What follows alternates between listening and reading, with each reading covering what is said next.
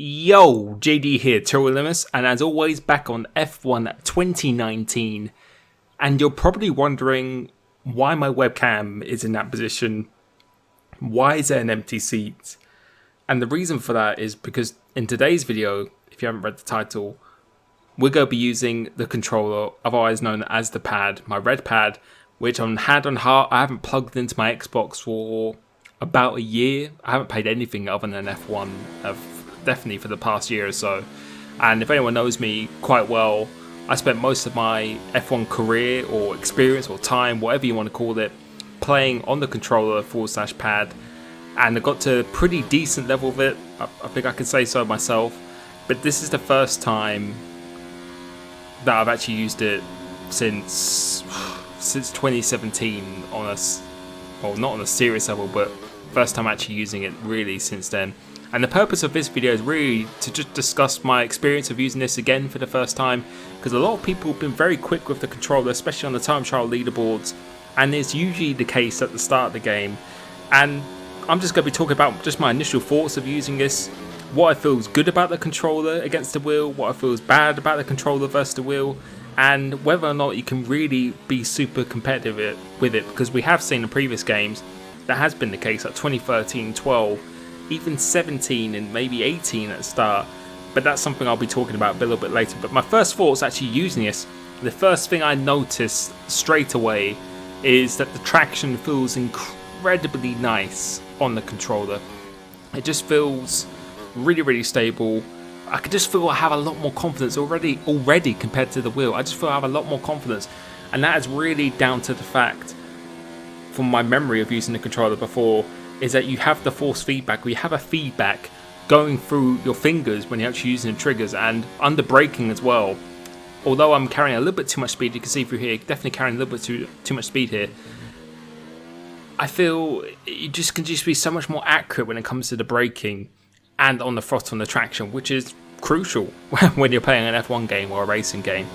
The only thing I'd say immediately straight away is that it's very hard to be quite accurate in the long sweeping corners. Corners like this, slow speed corners, it feels very nice. But on the exit of this, you can see here how much more confidence we have compared to being when I was on the wheel. I just feel immediately straight away I can just be a much more aggressive on the throttle, well, not pedal, but on the trigger. But it's through corners like this, as you can see, having a tendency to just overshoot a little bit. But that's because I haven't really played it for about either the last year or year and a half. And already, this is on my second lap. My best time I did was a 26.0, which I know I can definitely for sure improve by a good couple of a few attempts with the wheel itself. But we're already not that far away from what we can do. And in the first sector, we consistently was only about a tenth or so down, less than a tenth at time, most of the time, going through here. And again, less than 2 tenths going into the old turn 1. The setup I'm using is pretty much the same setup as I ran with my wheel. Made a few little modifications where it's a little bit quicker in the straight line. And I think if I use my wheel around here, I'll definitely be making a quite comfortable improvement on the 26.0s. But it's through corners like this, it's where it becomes a little bit rigid, where it's just not as flowing with the wheel because you can only turn it so quickly with your thumb. Which I'll be showing a little bit later at the end of this video. The change of direction you can actually physically do going from lock to lock is limited of what you can do on the controller. However, the good point about it, and from playing it on many F1 games, is that it doesn't, on the controller, it's literally impossible to overturn when you're going into a corner. And a lot of the time, that is a really good thing, because it gives you pretty much the perfect amount of degrees or amount of turning you need going through that corner. If you do it too much, you'll actually go understeer a little bit more. But go through here again, you can see we're starting to get a little bit quicker and quicker now. First gear, and look how much confidence we have going through here. And already, I think we're about to go into the green, and we're actually beating my first sector that I did on the wheel. But it's this corner here, these long sweeping corners. These are the hardest corners for the controller. But although with the traction and going through here, we're making pretty nice work. As again, leads me on to another thing. It's very hard to, once you make a mistake on the controller, I found this definitely compared against the wheel, going through corners such as this, once you make a mistake and you don't get on the right line, it's very, very difficult to try and counter that and to try and save it, really.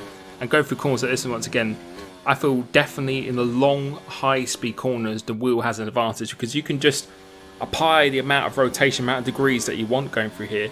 But through here, it was Maggots and Beckett's that I was really, really struggling with, whereas on the wheel, it's probably my best set of corners you can do because you can just be so much more fluid and just the emotion that you do. But going through corners like that Old Town 1, it's great, but you have to get it almost perfect, the turn in every single time. But corners like this again, you can see the back end wanting to come out, and that's because if you're just turning at the wrong degree or anything at all, it just completely messes up the corner. There's a lot more room for error with the wheel is basically what I'm trying to say. But this is the best lap that I did so far. Going green into here, and you can see getting the throttle very, very early. First gear, again, not overturning the car because I'm going full lock to the left. And that's the benefit. If you get the line right, it actually sets you up very, very nicely during the corner itself. You can see almost a tenth up going into his first set. It's actually gone purple here. Only about a tenth and a half down from the world record time, which is CRG Simon. Second gear through here. And now look at the throttle going through here. Almost on full throttle immediately once the car... we didn't even get it straight. But it just so much more confidence, I feel, going on the throttle. Going through Old Town 1, have to spot the point of turning absolutely perfect, otherwise you just completely mess up that corner. This one here, the hardest sequence of corners going through here now. The left definitely cannot carry as much speed as Diffie Wood. You can see that moment where it goes from left to right, it kind of stops in the centre and then turns to the right. It doesn't, the word to describe it, it doesn't effortlessly go from right to left. It's kind of like a point where it sticks in the middle and then you turn in, and you'll be able to see it going through this corner. Going through here, struggling with this corner quite a bit, stops in the centre, then turns to the right. And you can see losing out the most going through these corners because I feel in corners where you have to kind of stop start and carry some speed through, that's why I'm definitely struggling a bit. But this is the best first sector that I did. So we did a 26.2 there, which is only 2 tenths away of what my PB was so far. And I feel after, I think that's about 10 laps I probably did in total. Considering I haven't been on a controller for well over a year, I think if I'd been on the controller for the past year, we'd be probably comfortably within the 25s. And the world record is a 25.7. So I think I'm on that pace, as it usually is at the start of the game. And this is the point I was going to make earlier. I think at the start of the game, the controller is much easier to pick up and play and get to your limits quicker than with the wheel. And I've always felt that's the case because whenever I was at my peak when I was on 2013, 14, 15, 16, 17, or even 12 games before that, in the first week I had quite a lot of world records compared to some guys who are on the wheel, even the likes of like Noble and other people who are very, very good in the wheel. However, I think as the game goes on, I think the areas of time to find with the wheel just increase so much more because you could just add one more little bit of degree of turning or rotation that you could go into the corner. You can gain a tenth or something from that. Whereas with the controller, you're just limited on the amount of steering lock that you can apply going to each one. And now we're at the Hockenheim because I've decided to test it out once again. And for corners like this again, I'm going full lock to the right, and that's as much as it will turn. Whereas with the wheel, I could go completely 360 with the lock if I want to. You run the risk of, if you turn too much, you'll understeer, but you have that option to do that, and I feel that's where you're going to be making up a lot more time with the wheel. However, under braking, I've mentioned the traction quite a lot, under braking, because you have that force feedback going through the trigger, on both triggers, on both braking and the throttle, I feel that is so useful, and that's why in particular, I think in the wet, usually the controller is, if not the actual stronger device. It certainly was in 2017 when I played that game. On last game, it was very, very good as well. I feel it could possibly be the stronger device because the downside of the wheel, you don't have any feedback going through your pedals unless you have something underneath your cockpit, which is like a motion thing or something like that. You do not have any feedback whatsoever. So it's very, very hard to feel. You're basically driving no force feedback when you're going to brake and the throttle. You only have it through the steering wheel itself. And coming across the line here, after a couple of laps, we did an 11.2, which I thought was pretty decent. But yeah, under braking, I just feel so much more confident with the controller, even more than I am with the wheel, because I just know that if I have a certain amount of vibration, it's pretty much almost guaranteed to lock up. As you can see, going through these corners, one thing you may notice, although I am locking up here, you may notice from Silverstone, I wasn't really locking up at all. Whereas when I'm on the wheel, I'm definitely faster on the wheel right now, which you're about to see soon. I'm locking up so much more on the wheel because I just don't know when it's going to lock up, when the real critical point of it is at all. Whereas on the controller, when you have a certain amount of vibration, you just know instinctively, after you've been playing for a long time like I did, you just know when you're hitting that breaking point. And also on the throttle as well, you get that vibration. You kind of know when the rears are starting to grip up. I know it sounds silly, but when you've played it for a long time, you'll know what I mean. You just know when that biting point is. Like when you're on a clutch in a car, you know when that biting point is. You can feel it in the car itself. And that's the best way to describe it. So I feel in the slow speed, or in the braking and on the throttle, the controller is definitely the better device. However, in the high speed and actually turning throughout the corner, I think over the course of the game, I think you can get a good 1 lap pace, as we did a 10.6 with the controller then, and you can see struggling for that turn 1. So again, it's just mainly through the turning. I think 1 lap pace is definitely, you can be on the match, but I think throughout a race, and particularly in the consistency throughout a whole race, you can see going through the turn 1 with the wheel now, see how much more time we gained. And that was my second lap with the wheel.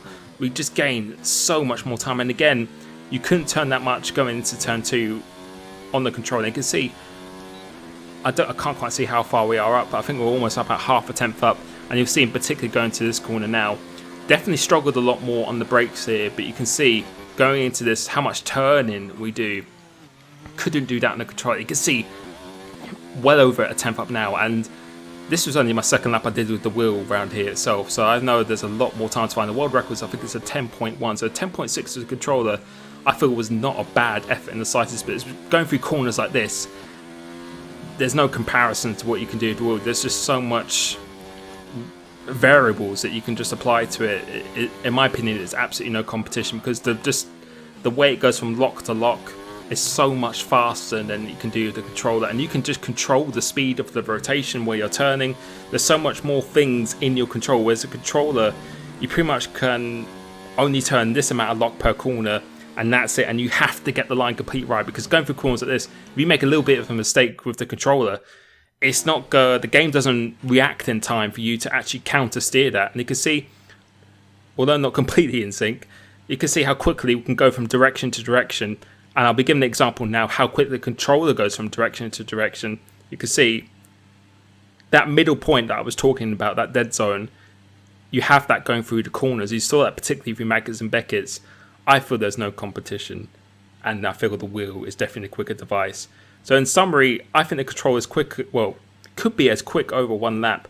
But this video is really just talking about the raw pace today. I will be doing a video about tyre temperatures and tyre wear in the future. I didn't feel that was really necessary for this video because I'm not that experienced in this game, the controller.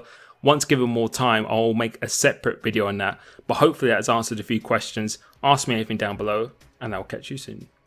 Peace.